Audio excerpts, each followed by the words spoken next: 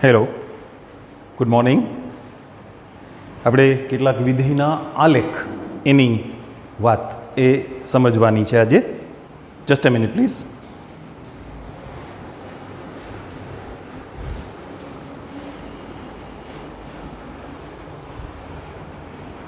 સૌથી પહેલાં તમે જે આલેખ દોર્યા છે એવી એકાદી વાત એ શરૂ કરશું, એટલે તમે પરિચિત થઈ જાઓ આલેખની વાતથી.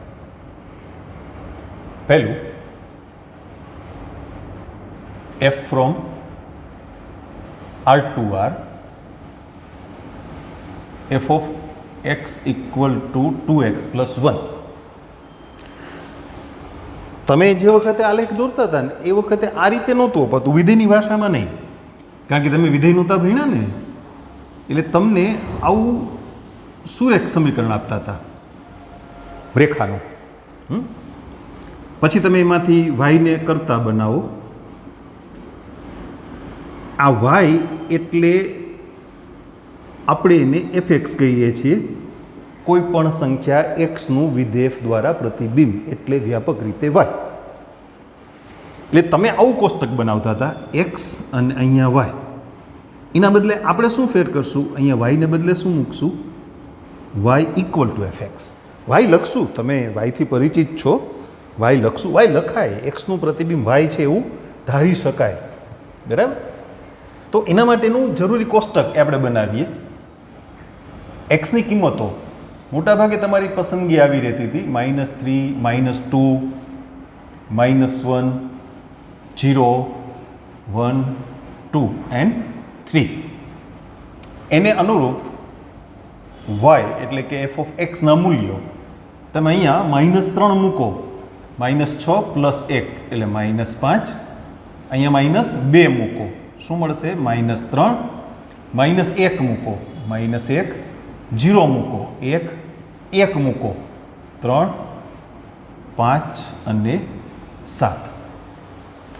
પછી તમે આલેખપત્રમાં યોગ્ય સ્કેલથી એક્સ અક્ષ અને વાય અક્ષ, ટૂંકમાં સમતલ એ બનાવતા હતા. આપણે બનાવીએ ને, સમતલ રજૂ કરીએ, બરાબર.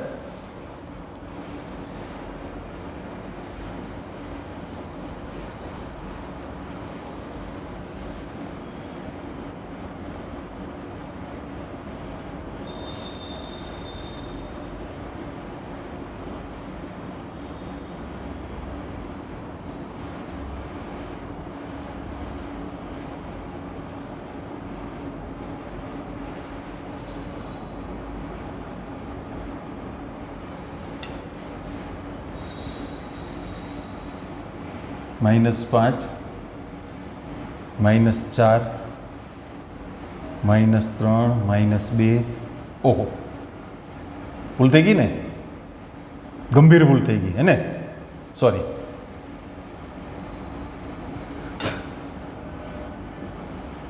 સાત, 6, 5, 4, 3, 2, 1. 0 નહીં લખું, ત્યાં આપણે વાય અક્ષ દોરવી છે ને, એટલે -1, -2, -3, -4, -5. ઓકે, અહીંયા એક્સ અક્ષ દોરીએ. હવે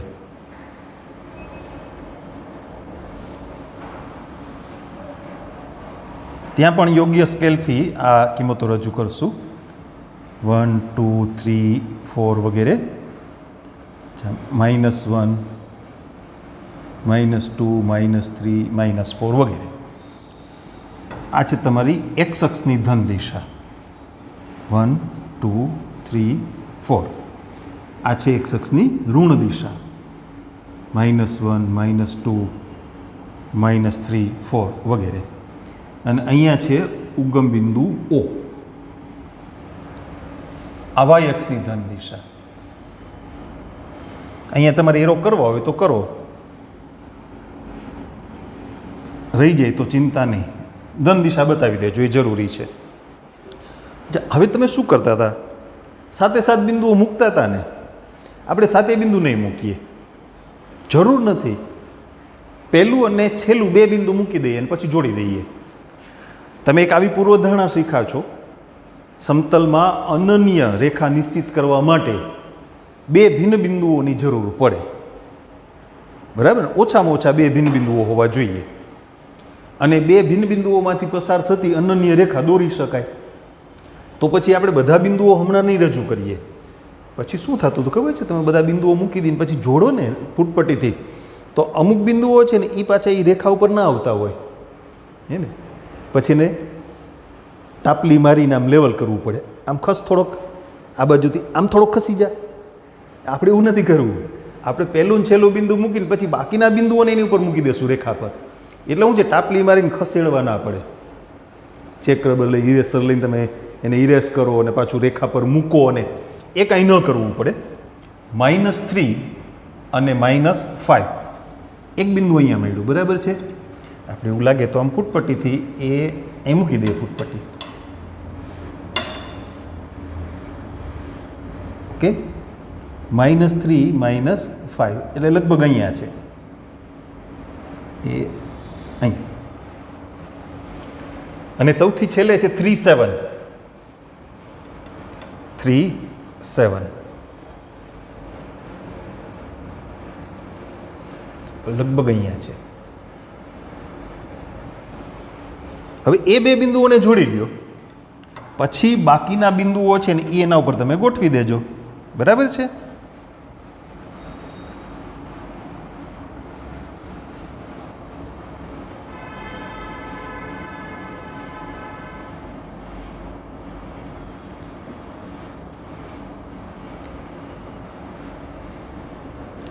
બોર્ડ લીસું છે ને એટલે ફૂટપટ્ટી સ્લીપ મારી જાય છે.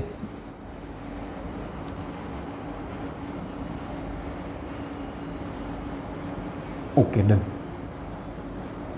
એ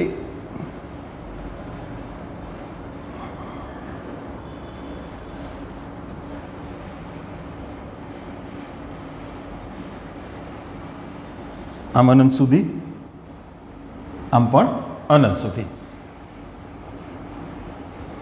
હવે બાકીના બિંદુઓ છે ને એ એના ઉપર આપણે રજૂ કરી દઈએ. -2 -3 -1 -1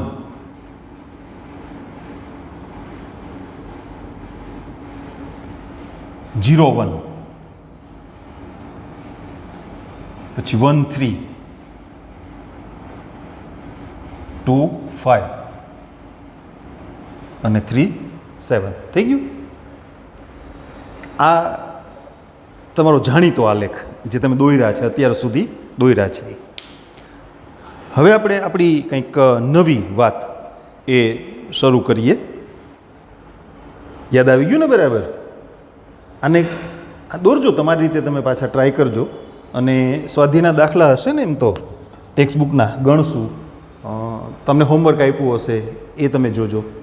આ બરાબર સમજાઈ ગયું. ખાલી મારે તમને એટલું જ શીખવાડવાનું હતું કે રેખાનો આલેખ દોરવાનો હોય તો પહેલું ને છેલ્લું બિંદુ જોડીને પછી બાકીના બિંદુઓ મૂકી દેવા. 6-7 બિંદુઓ મૂકો ને પછી જોડો ને એ પ્રયત્ન નહીં કરવાનો. It will take time. આ ટૂંકમાં પતી જશે. હવે આપણે જે અલગ પ્રકારના વિધેયની વાત કરવાની છે, અલગ પ્રકારના એટલે વિશિષ્ટ વિધેયો, મેં તમને કીધું હતું ને કેટલાક વિશિષ્ટ વિધેયો છે, એના આલેખ એ આપણે સમજવાના છે.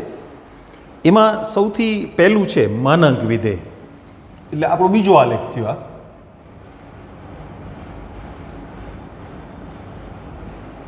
માનાંક વિધેય f from r to r fx બરાબર માનાંક x. માનાંકથી તમે પરિચિત છો. માનાંક શબ્દ તમારા માટે નવો નથી, પણ તમે માનાંકને ખાલી આ રીતે જ સમજ્યા છો. કોઈ પણ ઋણ વાસ્તવિક સંખ્યાનું માન લ્યો તો એ ધન થઈ જાય, 0નું માન 0, અને ધન વાસ્તવિક સંખ્યાઓનું માન એ પોતે. પણ એ વાતને આપણે સૂત્રથી રજૂ કરીને સમજવાના છીએ.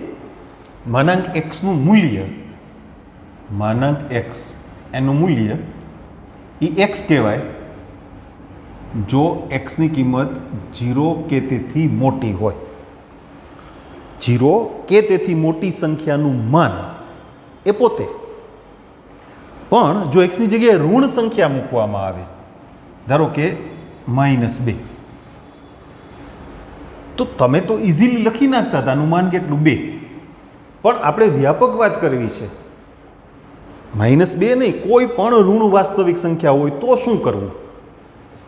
તમને એવું કે ભાઈ માનાંકમાં x છે પણ એ x છે એ ઋણ છે, તો તમે આનો જવાબ શું લખશો? x તો ના જ લખી શકો ને. શું કામ ના લખી શકો? એ તો પોતે ઋણ છે. -2 નું માન -2 તો ના જ લખાય ને. તો એના માટે શું કરવું આ વાત સમજીએ. એના માટે એ ઋણ સંખ્યાને એક માઇનસ નિશાનીથી ગુણી નાખો, -1થી ગુણી નાખો. એટલે આ તમે જવાબ લખ્યો છે ને એ આવો થયો. તમે -2 ને માઇનસ નિશાનીથી ગુણીને લખ્યા એટલે પ્લસ થઈ ગયા. જો ઋણ સંખ્યા હોય તો એને -1થી ગુણી અને જવાબ લખવાનો. એટલે x ઋણ હોય તો એનો જવાબ શું લખવાનો? -x. -x ધન થઈ ગયા ને. x ઋણ હતા એને માઇનસ નિશાનીથી ગુણ્યા એટલે માઇનસ પ્લસ થઈ ગયા. તો આપણને માનાંક x એને આ રીતે આપણે રજૂ કરી શકીએ. ફરીથી લખું વ્યવસ્થિત થોડું. માનાંક x બરાબર x જો x greater than or equal to 0 અને -x જો x લેસ દેન 0. બરાબર. હવે એનો આલેખ દોરવો છે.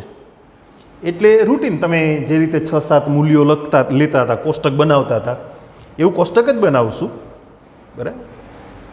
આ વાત એક અગત્યની હતી, એ તમે ક્યારેય નથી શીખા. માનાંકનો તમને ખબર છે, માનાંક સોલ્વ કરતા તમને આવડે છે.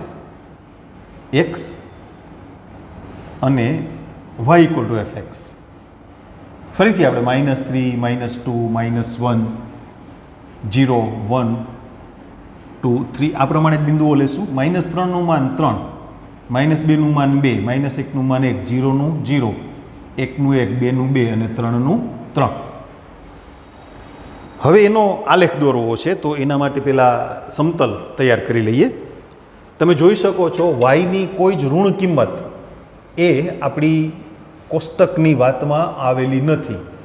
એટલે વાય અક્ષને નીચે તરફ બહુ લંબાવવાની જરૂર નથી.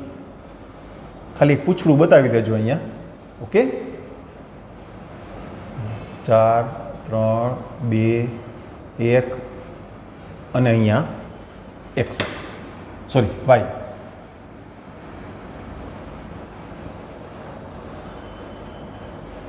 હાલો, x અક્ષ દોરાઈ ગઈ. હવે x ના મૂલ્યો ક્યાંથી લેવાના છે? 3 થી -3. 1, 2, 3, 4. -1, -2, -3, -4.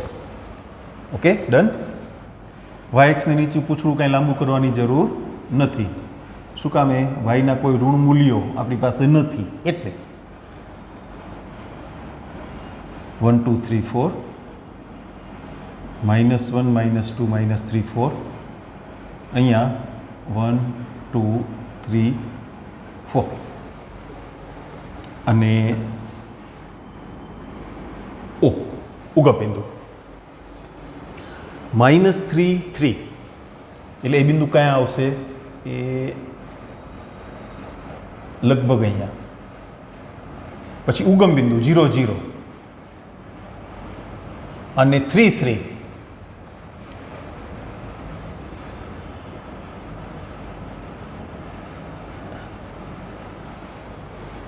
તમારી પાસે નોટમાં આડી લીટી હોય એટલે તમને સરળ રહેશે. બરાબર ને? એ નોટમાં જ આલેખ દોરવાના છો. આ આલેખ દોરવા માટે આપણે અગાઉ પણ વાત કરી હતી ને કે આલેખપત્ર લેવાની કાંઈ જરૂર નથી. ચલો, એનો આલેખ એ આપણે દોરી દઈએ. આલેખનો એક ભાગ એ આ રીતે આવશે આમ, અને બીજો ભાગ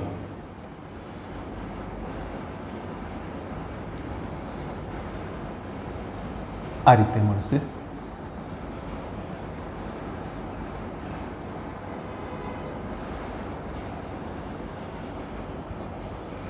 આવો કંઈક આલેખ મળશે તમને. આમ અનંત સુધી જવાનું છે, આમ પણ અનંત સુધી. એટલે ભૂમિતિની ભાષામાં વાત કરીએ તો એક જ બિંદુમાંથી ઉદ્ભવતા બે કિરણોનો યોગગણ. આનો આલેખ કેવો મળ્યો આપણે અહીંયા શબ્દોમાં લખીએ. એક જ બિંદુ અથવા ઉગમ બિંદુ,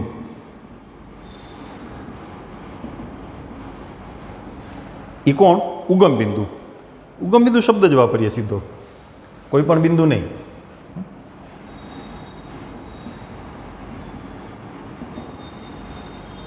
ઉગમ બિંદુમાંથી ઉદ્ભવતા બે કિરણોનો યોગગણ. આલેખ પરથી તમને વિધેયનો વિસ્તાર શું છે એવું પૂછવામાં આવે તો વિધેયનો વિસ્તાર એટલે વાયના મૂલ્યો, એફએક્સના મૂલ્યો, એટલે કે વાયના મૂલ્યો. એક્સની જગ્યાએ પ્રદેશગણની કિંમતો મૂકતા એફએક્સના જે મૂલ્યો મળે એટલે કે વાયના મૂલ્યો. તો આલેખ પરથી તમે જોઈ શકો છો વાયની કોઈ ઋણ કિંમત નથી ને. આલેખ પર એવું કોઈ બિંદુ નથી કે જ્યાં વાયામ ઋણ હોય, વાયામ 0 અથવા 0 કરતાં મોટો. એટલે આ વિધેયનો વિસ્તાર એટલે વાયના મૂલ્યોનો ગણ. કેવા મૂલ્યો? તો કે 0 કે તેથી મોટી વાસ્તવિક સંખ્યાઓ. અને તમે ડાયરેક્ટ પણ જાણો છો પ્રત્યેક વાસ્તવિક સંખ્યાનું માન લેતા આપણને કેવી કિંમતો મળે? 0 કે તેથી મોટી. બરાબર? આપણે બે રીતે લખશું. For every X belongs to R માનાંક X greater than or equal to 0, તો વિધેયનો વિસ્તાર ગણ એ 0 કે તેથી મોટી વાસ્તવિક સંખ્યાઓનો ગણ, અથવા તમે એને અંતરાલથી લખો તો સંવૃત 0 થી વિવૃત અનંત. આ થઈ માનાંકની વાત. એટલે તમે માનાંક દૂર કરો ને ત્યારે એના જવાબ રૂપે બે શક્યતાઓ થાય હંમેશા, એક્સ અથવા -x. હું તમને એની થોડી વાત સમજાવું. સપોઝ તમને આમ આપ્યું છે માનાંક X is less than or equal to 1. આની બે કિંમતો છે. માનાંક એક્સના બે મૂલ્યો છે, એક્સ અથવા -x. એટલે અહીંયા બે વિકલ્પ થાય, x less than or equal to 1 અથવા -x less than or equal to 1. અને પછીથી તમે અહીંયા જે અસમતા છે ને એને એના દરેક પદને -1 થી ગુણી નાખો. આ સમીકરણનું સમાધાન કરતી એક્સની કિંમતો કેવી છે એ આપણે સમજવું છે.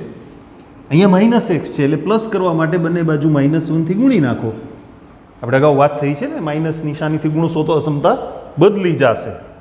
એટલે એક્સની કિંમત -1 કે તેથી મોટી પણ 1 કે તેથી નાની.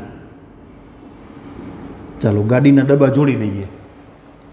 પહેલો ડબ્બો કોણ? -1 અને છેલ્લો ડબ્બો કોણ? +1. તો અસમતામાં આમ મળ્યું અને અંતરાલમાં લખવું હોય તો એક્સની કિંમત ક્યાં છે? સંવૃત અંતરાલ -1 થી 1માં. અચ્છા, એની સામે એક આ વાત પણ સમજી લઈએ, તમને ઉપયોગી થશે. માની લ્યો કે અહીંયા greater than or equal two છે. અચ્છા, બીજી એક વચ્ચે વાત કરી દો. સપોઝ અહીંયા ઇક્વલ ટુ નથી, તો આ એકેય સ્ટેપમાં ઇક્વલ ટુ નહીં આવે અને ત્યાં ઇક્વલ ટુ નહીં આવે. એટલે આ જે અંતરાલ છે ને એ સંવૃત નહીં થાય. કેવો થશે? વિવૃત. એક્સ ક્યાં છે? વિવૃત અંતરાલ -1 થી 1માં. હું સીધું છેલ્લું સ્ટેપ આપું છું, તમે સમજી ગયા ને? અહીંયા ઇક્વલ ટુ ક્યાંય નહીં હોય એટલે એક્સ ક્યાં હશે? વિવૃત અંતરાલ -1 થી 1માં. અથવા અસમતાથી કેવું હોય તો -1 less than x less than 1 equal to નહીં હોય. ઓકે, અહીંયા માન દૂર કરીએ તો શું મળે? તો કે x greater than or equal to 1 અથવા -x greater than or equal to 1. એને -1 થી ગુણી નાખીએ. એક્સની કિંમતો કેવી છે એ જાણવું છે ને આપણે. એટલે x less than or equal to -1. જોજો હવે ગાડીના ડબ્બા જોઈન્ટ નથી થવાના. એક્સની કિંમત કેવી? સપોઝ આ 1 છે, આ અને આ -1 છે. ઓકે ભાઈ, ઉભા રહ્યો ને. આ 1 છે ને આ -1. તો 1 કે તેથી મોટી એટલે આમ અનંત સુધી. -1 કે તેથી નાની એટલે આમ અનંત સુધી જોઈન્ટ ના થાય ને, અને વચ્ચે શું છે અથવા એટલે યોગ થાય, અથવા એટલે યોગ, એટલે આ કિંમત છે એને અંતરાલથી લખો તમે 1 કે તેથી મોટી તો 1 થી અનંત, અથવા -1 કે તેથી નાની તો -અનંત થી -1, અને આ અથવા કાઢી નાખવું હોય તો તમે યોગગણ કરી શકો. આપણે થોડો ક્રમ સાચવીએ, નાની સંખ્યાઓનો ગણ છે ને એ આગળ લખીએ અને મોટી સંખ્યાઓનો ગણ છે એ પાછળ લખીએ. ઓકે,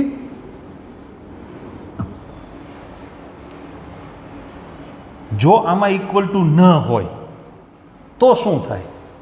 તો ઓલા -1 અને 1 આગળ જે સંવૃત અંતરાલ થયા જ ને એ સંવૃત અંતરાલ ના આવે, વિવૃત અંતરાલ થાય. હું એમાંથી થોડું હવે તમને સાફ કરીને સમજાવું. માનો કે અહીંયા ઇક્વલ ટુ નથી, બરાબર, તો અહીંયા ઇક્વલ ટુ નહીં આવે, તો અહીંયા ઇક્વલ ટુ નહીં હોય તો આ અંતરાલ કેવા થઈ જશે? વિવૃત. 1 થી મોટી, 1 નહીં, 1 થી મોટી કિંમતો અને -1 થી નાની, એટલે આ અંતરાલ વિવૃત થઈ ગયો, આ અંતરાલ પણ વિવૃત થઈ ગયો. બરાબર, આવું તમને ગણના એસાઇનમેન્ટમાં પણ ઉપયોગી થાય એમ છે, એટલે આપણે થોડી વિગતથી એની વાત સમજતા હતા. ઓકે, એક બીજું વિધેય લઈએ. માનાંક વિધેયની વાત પૂરી થઈ, માનાંકની ચર્ચા પૂરી કરી.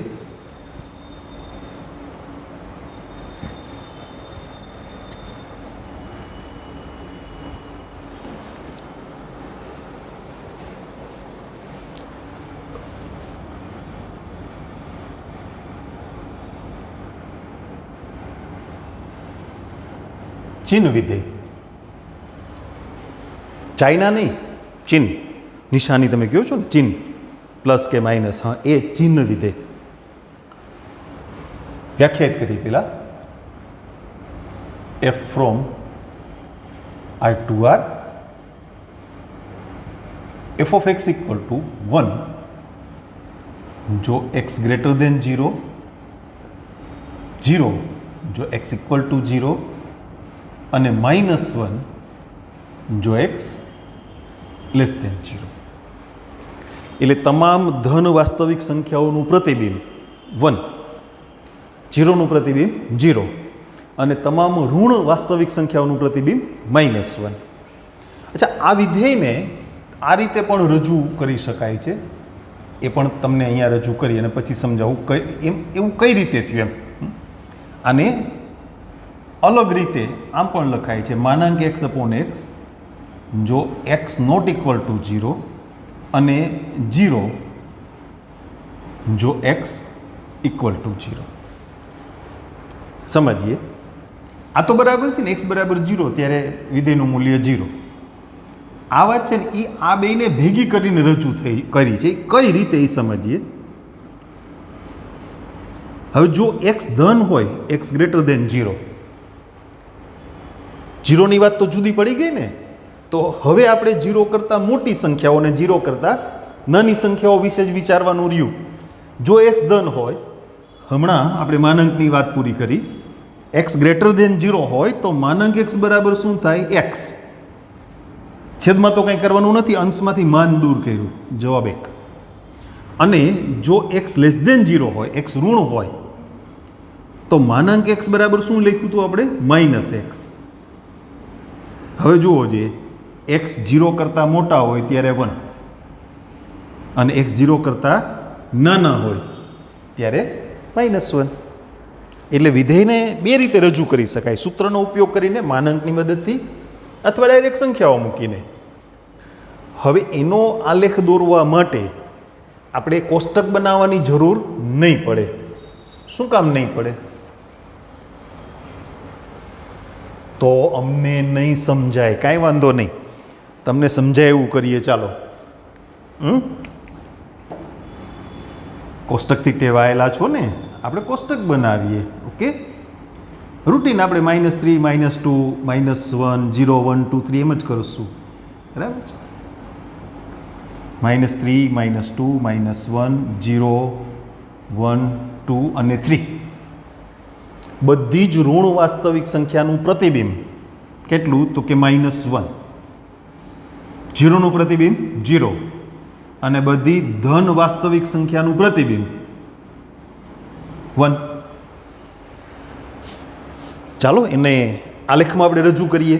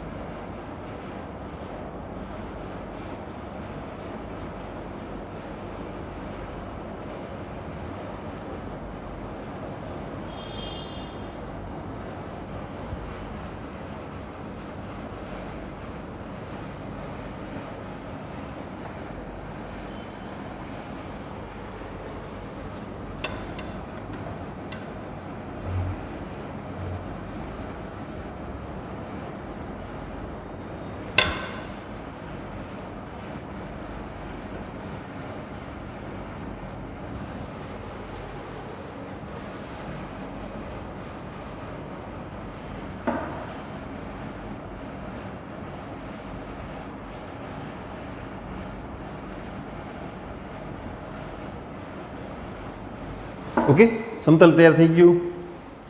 વાયની મેં બે જ કિંમતો લખી છે, -1 ને +1. ઉગમ બિંદુ તો છે જ, આપણે રજૂ કર્યું જ હોય. વાયના ઝાઝા મૂલ્યો ભેગા કરવાની કંઈ જરૂર નથી. હવેનો આલેખ કેમ દોરવાનો એ સમજીએ. જો તમને 0 માટે 0 એટલે ઉગમ બિંદુ મળ્યું, એટલે આલેખના એક ભાગ રૂપે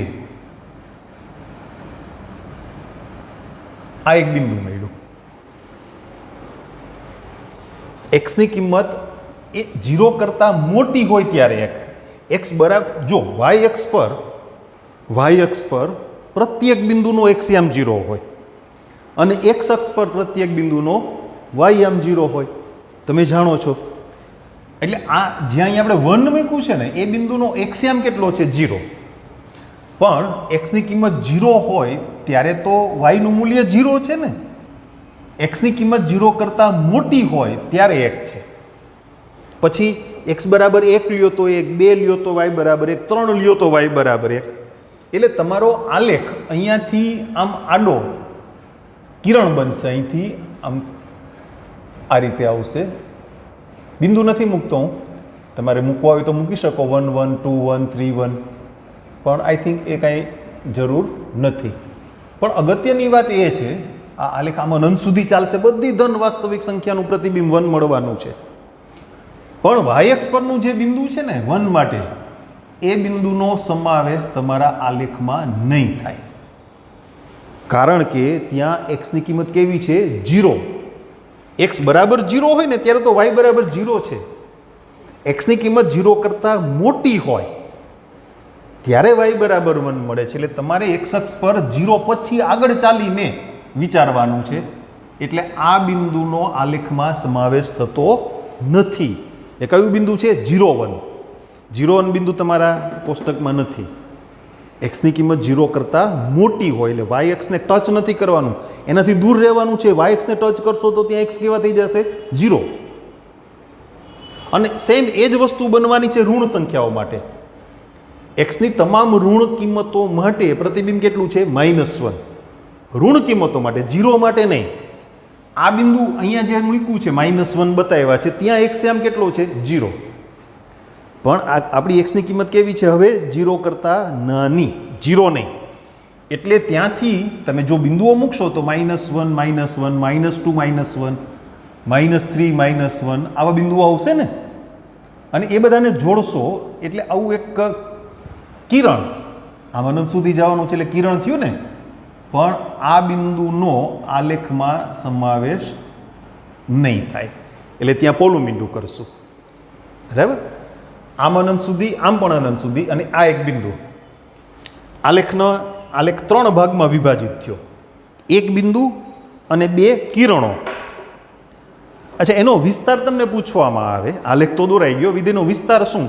તો કે કોષ્ટક પરથી તમે જોઈ શકો છો, અને જે રીતે વિધેય વ્યાખ્યાયિત કર્યું છે એના પરથી પણ જોઈ શકાય છે. પ્રતિબિંબમાં માત્ર 3 કિંમતો જ મળશે. એક તો 0, -1 અને +1. તમામ ધન સંખ્યાઓનું પ્રતિબિંબ +1, તમામ ઋણ સંખ્યાઓનું પ્રતિબિંબ -1 અને 0નું પ્રતિબિંબ 0. તો આ વિધેયનો વિસ્તાર ગણ એ -1, 0 અને 1 આ પ્રમાણે મળશે. બરાબર છે? આલેખની જે વાતો છે ને એ થોડી સ્લોમાં રાખશું આપણે, કારણ કે એક તો આપણા માટે વિધેય નવા છે, માનાંક વિધેય, ચિહ્ન વિધેય. હજુ છે એકાદું એવું વિધેય, આજે નામ નથી કેવું, નેક્સ્ટ લેક્ચરમાં. અને એ તો અગત્યનું છે બહુ આપણા માટે.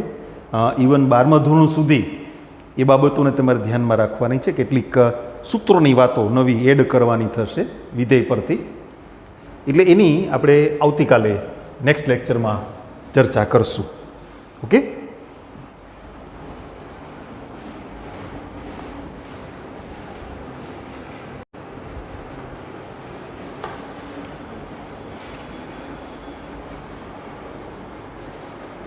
એક નવા લેખની વાત આપણે કરવાની છે, અને તમારી ટેક્સ્ટબુકમાં મહત્તમ પૂર્ણાંક વિધેય એવા નામથી એને ઓળખાયું છે. આઈ થિંક સિરિયલ નંબર 4 આવે છે, છતાં જોઈ લેજો તમે કંઈ ફેરફાર હોય તો.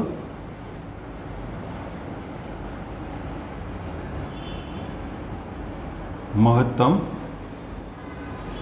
પૂર્ણાંક વિધેય એ સમજવાનું છે, એનો આલેખ પણ દોરવાનો છે.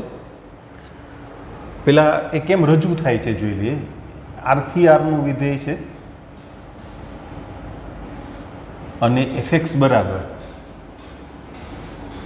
પૂર્ણાંક વિધેય પૂર્ણાંક x એનો સંકેતાવો છે. મોટો કૌંસ એમાં x, એને વંચાય પૂર્ણાંક x. જેમ માનાંકના સંકેતમાં તમે વાંચો છો માનાંક x, એવી રીતે એને વંચાય પૂર્ણાંક x. હવે એનો મિનિંગ શું, એનું અર્થઘટન શું એ પહેલાં જોઈએ આપણે. x થી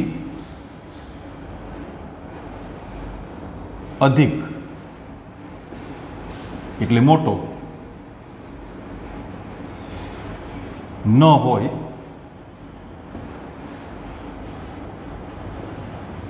તેવો અધિકતમ એટલે મોટામાં મોટો, અથવા એના માટેનો બીજો શબ્દ મહત્તમ પૂર્ણાંક, જેની કિંમત x થી વધારે ના હોય એવો મોટામાં મોટો પૂર્ણાંક, મહત્તમ પૂર્ણાંક. જે માનાંકના સંકેતમાં કોઈ ધન સંખ્યાની વાત આવે, કોઈ ધન સંખ્યાનું માન અથવા 0નું માન, તો એ પોતે જ થાય ને. ઋણ સંખ્યા હોય તો એનું માન ગણતા જવાબ ધન મળે. માનાંકનું કામ શું? સંખ્યાઓને ધન બનાવવી ને. ના, ધન નહીં, જીરોને ધન ના કહેવાય. ઋણ સંખ્યાઓને ધન બનાવવી. ધન સંખ્યા હોય તો તમે જાઓ, યુ કેન પાસ. એમ અહીંયા પૂર્ણાંક સંખ્યા મૂકવામાં આવે. આનું કામ શું? બધી વાસ્તવિક સંખ્યાઓને પૂર્ણાંકમાં કન્વર્ટ કરવી. તો કોઈ પૂર્ણાંક સંખ્યા પોતે આવે તો એ તો પૂર્ણાંક જ છે, પાસ. જે માનાંકમાં ધન સંખ્યા હોય તો એમાં કાંઈ ફેર ના પડે. એમ આ સંકેતમાં કોઈ પૂર્ણાંક સંખ્યા મૂકવામાં આવે, 2નો પૂર્ણાંક, 3નો પૂર્ણાંક, -5નો પૂર્ણાંક, તો એનો જવાબ એ પોતે જ. પણ અપૂર્ણાંક આવે તો શું કરવું એ સમજીએ આપણે.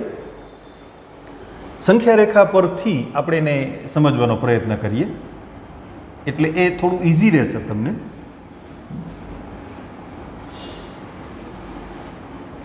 સપોઝ અહીંયા 0, -1, -2, -3, 1, 2, 3, આમ અનંત સુધી, આમ પણ અનંત સુધી. હવે તમે -3 એનો પૂર્ણાંક ગણશો તો એ પોતે પૂર્ણાંક છે -3, બરાબર. -3 અને -2 વચ્ચેની જે સંખ્યાઓ છે, દાખલા તરીકે -2.9, -2.8, -2.7, -2.1, -2 લેશો ને, આ સંકેતમાં -2 લેશો તો જવાબ કેટલો થઈ જવાનો છે? -2. શા માટે? એ પોતે જ પૂર્ણાંક છે. હવે તમે આ શબ્દો જુઓ, આનો જે કંઈ જવાબ લખો, આ બધી સંખ્યાઓને આ સંકેતમાં મૂકો આમ, તો એના જવાબ રૂપે શું મળશે? એક્સથી મોટો ન હોય તેવો મોટામાં મોટો પૂર્ણાંક. અહીંયા જે સંખ્યા લખી છે ને એના કરતાં જવાબનું મૂલ્ય મોટું ના થવું જોઈએ. હવે -2.9 એટલે સપોઝ અહીંયા આવ્યા -2.9, આ એક વાતને બરાબર સમજી લ્યો એટલે બાકીના બધા સમજાશે તમને. તો એને જ્યારે પૂર્ણાંકના સંકેતમાં મૂકીએ ત્યારે અર્થઘટન શું થયું? -2.9 થી મોટો ન હોય તેવો મોટામાં મોટો પૂર્ણાંક. હવે -2.9 થી મોટા પૂર્ણાંક કોણ? તો કે -2, -1, 0, 1, 2, 3 આ બધા. તો એ નહીં, એનાથી મોટા નહીં. તો નાના ક્યાં? તો કે -3, -4, -5, -6 આ બધા. ડાબી બાજુ આમ મૂલ્ય ઘટે ને, તો એ બધા પૂર્ણાંકો પૈકી મોટામાં મોટો પૂર્ણાંક એક્સથી અધિક ન હોય તેવો અધિકતમ, એ બધામાંથી અધિકતમ મોટામાં મોટો પૂર્ણાંક. એટલે -3, -4, -5, -6 એ બધામાં સૌથી મોટું કોણ? તો કે -3. એટલે આનો જવાબ એ શું થશે? -3. એ પછીની સંખ્યા લેશો -2.8, તો એનાથી મૂલ્ય વધે નહીં એવો મોટામાં મોટો પૂર્ણાંક એ પાછો કયો? -3 જ. આવું ક્યાં સુધી ચાલશે? તમે વિચારો જોઈએ. આવું ક્યાં સુધી ચાલે? -2 ન આવે ત્યાં સુધી. કારણ કે -2.1 તમે લ્યો, -2.1 સપોઝ અહીંયા આવે છે, તો એના કરતાં મૂલ્ય મોટું ના થવું જોઈએ. -2 નહીં, આમ નહીં જવાનું, આમ જવાનું. આમ જાઓ, ડાબી બાજુ જાઓ, તો જે કાંઈ પૂર્ણાંકો છે એમાં સૌથી મોટું કોણ? તો કે -3. જેવા તમે -2 આવશો એટલે પૂર્ણાંક કેટલો થઈ જશે? -2. પછી -2 થી આગળ ચાલશો ક્યાં સુધી? -1 ન આવે ત્યાં સુધી. તો ડાબી બાજુનો પૂર્ણાંક જવાબમાં લખવાનો ને, તો કોણ આવશે? -2. ક્યાં સુધી? -1 ન આવે ત્યાં સુધી. સાદી ભાષામાં વાત કરીએ, ન સમજાય ને તો આવો પ્રયત્ન રાખજો. શરૂઆતમાં તમે જે સંખ્યાને અહીંયા મૂકો છો પૂર્ણાંકના સંકેતમાં, એ સંખ્યાનું સંખ્યા રેખા પર સ્થાન નક્કી કરો અને પછી ડાબી બાજુએ ચાલતા સૌથી પહેલો જે પૂર્ણાંક તમે મળે એ તમારો જવાબ. દાખલા તરીકે 1.4, ડાબી બાજુ ચાલો, સૌથી પહેલાં કોણ આવશે તમારી સામે? 1. તો એનો જવાબ કેટલો? 1.4. એનો પૂર્ણાંક કેટલો? 1. એટલે એવું થશે કે આ 1 અને 2 વચ્ચે જે સંખ્યાઓ છે, 1 અને 2 ની વચ્ચે, હું અહીંયા અસમતાથી લખું 1 x 2, તો એ બધાનો પૂર્ણાંક એની ડાબી બાજુ કોણ છે? 1. તો એનો પૂર્ણાંક 1. પણ એકનો પૂર્ણાંક એક જ થાય ને, એટલે x = 1 હોય તો એ પણ પૂર્ણાંક x એ 1 થયું. એનાથી ઉલટું, જો કોઈ વાસ્તવિક સંખ્યાનો પૂર્ણાંક 1 મળે છે તો એનો મિનિંગ એવો થયો કે એ સંખ્યા કાં 1 છે અને કાં 1 અને 2 વચ્ચેની કોઈ પણ વાસ્તવિક સંખ્યા છે. Same thing happen here. Same thing. -3 નો પૂર્ણાંક -3, પણ -3 અને -2 વચ્ચેની તમામ સંખ્યાઓ, તો એનો પૂર્ણાંક શું? તો કે -3. પૂર્ણાંક x = -3. હવે ખ્યાલ આવે છે? તો -2 < ≤ x -1, તો અને તો જ પૂર્ણાંક x નું મૂલ્ય કેટલું? -2 વગેરે. આવી અસમતાની આપણે એક યાદી બનાવીએ પછી એનું વ્યાપક સ્વરૂપ એ સમજવાનો પ્રયત્ન કરીએ, બરાબર. પછી એના આલેખની વાત કરશું. એ અસમતાનું યાદીવાળી જે વાત છે અસમતા માટે, એ પાછી આપણને આલેખ દોરવા માટે પણ કામ લાગવાની છે. હા,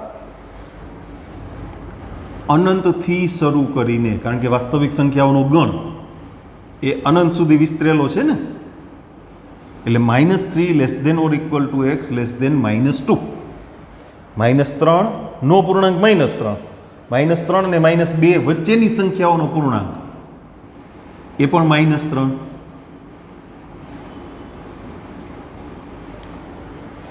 એટલે આ કોના મૂલ્યો છે?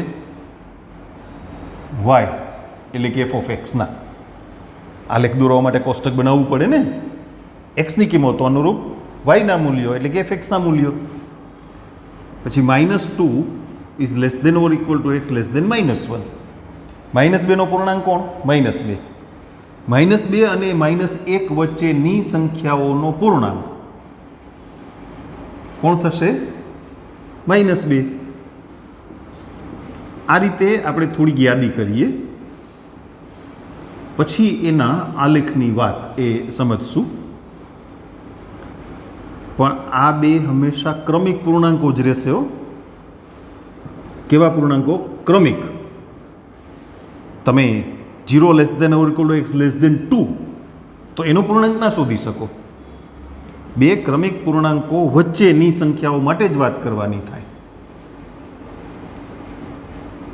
આનો પૂર્ણાંક થશે 0. 1 less than or equal to x less than 2 તો પૂર્ણાંકનું મૂલ્ય કેટલું?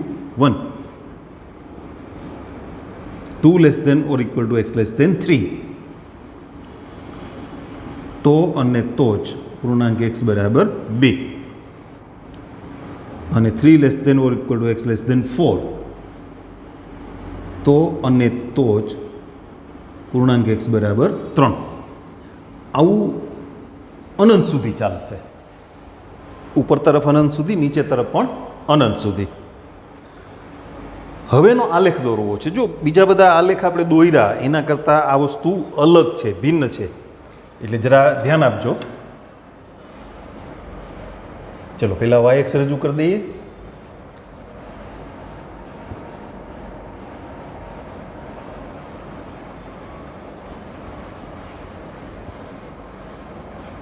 એનો સ્કેલ રજૂ કરી દઈએ. 4 3 2 1 0 -1 -2 -3 -4 વગેરે.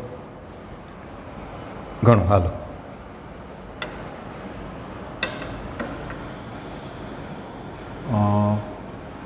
ફોર 3 2 1 0 નહીં લખીએ, ત્યાંથી x અક્ષ દોરવાની થશે ને, એટલા માટે.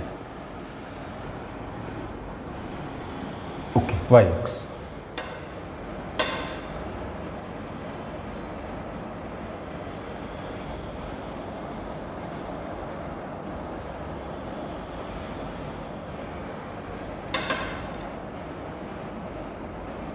One, 2, 3, 4.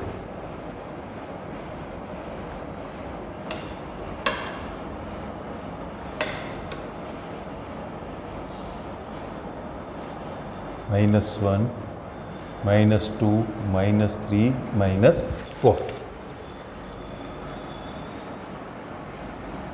1 2 3 4. -1 -2 -3 -4. અહીંયા ઉગમ બિંદુ, અને આ છે આપણી x અક્ષની ધન દિશા. ઋણ દિશામાં એરો કરવો હોય તો કરવાનો, નહીં કરો તો જરૂર નથી, ચાલશે. હવે આપણે આ બધી અસમતાઓની મદદથી એનો આલેખ એ સમજીએ. જો એક્સની કિંમત -3 હોય ત્યારે પૂર્ણાંક કેટલો? -3. એટલે કયું બિંદુ મળશે? -3 -3. એટલે લગભગ અહીંયા આ આલેખનું એક બિંદુ થયું. પણ એક્સની કિંમત -3 અને -2ની વચ્ચે હોય, -3 અને -2ની વચ્ચે, ત્યારે વાયનું મૂલ્ય કેટલું? -3. વાયનું મૂલ્ય -3. ક્યાં સુધી? -2 પહેલાં હો, -2 નહીં, -2 નો પૂર્ણાંક તો -2 થાય ને, એટલે એ બિંદુ તો અહીંયા આવી જશે, -2 નો પૂર્ણાંક -2 અહીંયા. એટલે અહીંયાથી આલેખ વાયનું મૂલ્ય છે એ અચળ રહે છે ને, બદલાતું નથી. કેટલું? -3. તો આલેખ અહીંયા સુધી આવશે, ત્યાં પોલું મીંડું. શું કામ પોલું મીંડું? ખબર પડી તમને? એક્સનું મૂલ્ય -2 નથી લેવાનું. એક્સની કિંમત કેવી? -2 કરતાં નાની. અહીંયા -2 નહીં, -2 કરતાં નાનું મૂલ્ય. એટલે અહીંયા પોલું મીંડું. જેવા તમે x બરાબર -2 મૂકશો એટલે તરત જ પૂર્ણાંક કેટલો થશે? -2. પણ એ જવાબ, પૂર્ણાંકનો જવાબ -2, એ ક્યાં સુધી ચાલુ રહેશે? -1 નો આવે ત્યાં સુધી. જેવા -1 આવશે, આને આપણે હટાવવા પડશે, અહીંયા આલેખમાં નડશે. એ બાજુમાં હું લખી દઉં છું પછી.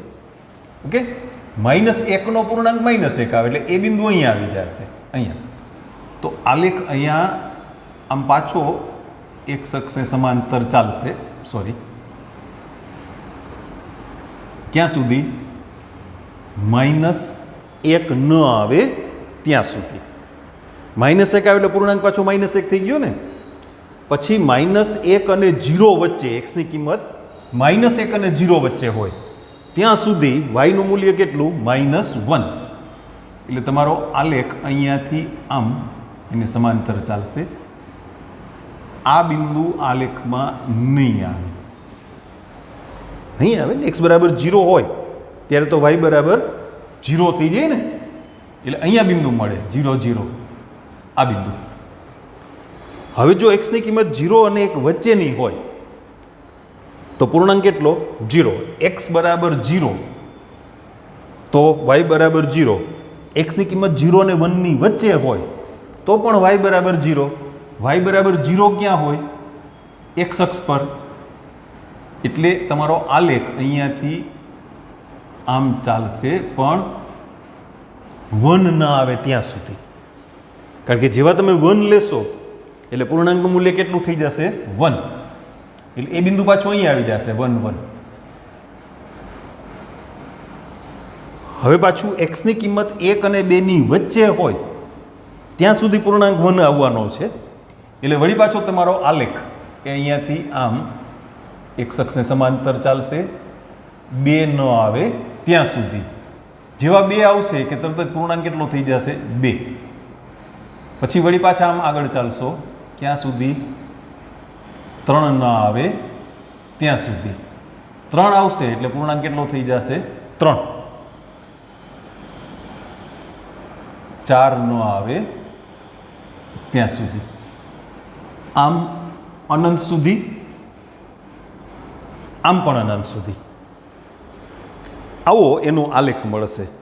પગથિયા કર્યા હોય, સીડીના પગથિયા એવું લાગે ને, એટલે એને સ્ટેપ ફંક્શન એવા નામથી પણ ઓળખવામાં આવે છે. સ્ટેપ ફંક્શન આવું નામ પણ આપવામાં આવે છે. આ બધી જે બાબતો છે એને આપણે થોડી વ્યાપક સ્વરૂપમાં સમજીએ અને એની નોંધ કરીએ. એક અને બીજું એનો વિસ્તાર, એની વાત કરવી છે. આ વિધેયનો વિસ્તાર ગણ શું થાય? તો કે બધા પૂર્ણાંકોનું પ્રતિબિંબ એ પોતે, અને અપૂર્ણાંકોના પ્રતિબિંબ સ્વરૂપે પાછા પૂર્ણાંકો જ મળવાના ને. એટલે તમે આ યાદી જુઓ, અનંતથી શરૂ કરીને -3, -2, -1, 0, 1, 2, 3 અનંત સુધી વાયના મૂલ્યો, એફએક્સના મૂલ્યો. તો તમને બધી જ વાસ્તવિક સંખ્યાઓના પ્રતિબિંબ રૂપે શું મળવાનું છે? બધા પૂર્ણાંકોનો ગણ, એટલે વિધેયનો વિસ્તાર ગણ. આ વિધેયનો વિસ્તાર ગણ RF. તમારે યાદી બનાવવી હોય, આપણી પાસે યાદી છે ને આખી, તો -3, -2, -1, 0, 1, 2, 3 અનંત સુધી. પણ આ ગણને તો તમે ઓળખો છો ને, કોણ છે? Z. આ ગણને આપણે શું નામ આપ્યું છે? Z. બરાબર. આની વાત વ્યાપક કરવી છે. અહીંયા અસમતામાં આ બે છે ને એ બધા ક્રમિક પૂર્ણાંકો છે. જુઓ, -3, -2, -2, -1 વગેરે. એટલે ડાબી બાજુના પૂર્ણાંકને જો આપણે એન વડે રજૂ કરીએ, એન શું છે? કોઈ પણ પૂર્ણાંક. પછી લખીએ વ્યવસ્થિત, હમણાં પહેલાં સમજી લ્યો. આના કરતાં આ સંખ્યા એક મોટી, આના કરતાં એક મોટી, આના કરતાં એક મોટી, એટલે અહીંયા એન હોય તો અહીંયા શું આવે? n+1. તો અને તો જ પૂર્ણાંક, તો કે ડાબી બાજુનો પૂર્ણાંક જવાબમાં આવે. જુઓ આ બધા પૂર્ણાંકો છે ને એ જવાબમાં આવ્યા છે, એટલે આનો જવાબ શું? n. કદાચ તમારામાંથી કોઈને એમ થાય કે મારે આ અસમતામાં જે જમણી બાજુ પૂર્ણાંકો જ છે ને, મારે એને n કહેવા છે, કહી શકો. આમ સંબંધ શું? આના કરતાં એક ઓછું, આના કરતાં એક ઓછું, આના કરતાં એક ઓછું, આના કરતાં એક ઓછું. તો અહીંયા n હોય ત્યારે અહીંયા શું આવે? n-1. તો પૂર્ણાંકનું મૂલ્ય કેટલું? તો કે ડાબી બાજુનો પૂર્ણાંક, એટલે n-1. આ વાત એ તમારે યાદ રાખવાની છે. આપણે એની નોંધ કરીએ.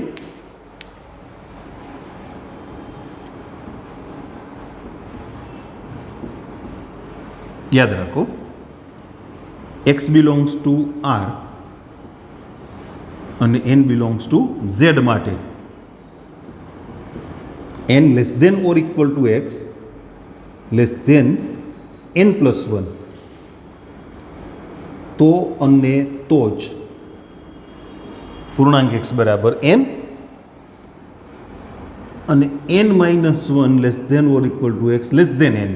આ પ્રમાણે તમારે રજૂઆત કરવી હોય તો અને તો જ પૂર્ણાંક કેટલો?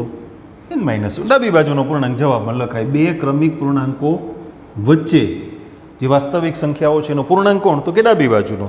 અને પૂર્ણાંક હોય તો એનો પૂર્ણાંક તો એ પોતે જ થાય. એટલે આ એક આલેખ એ આપણે વ્યવસ્થિત સમજવાનો હતો.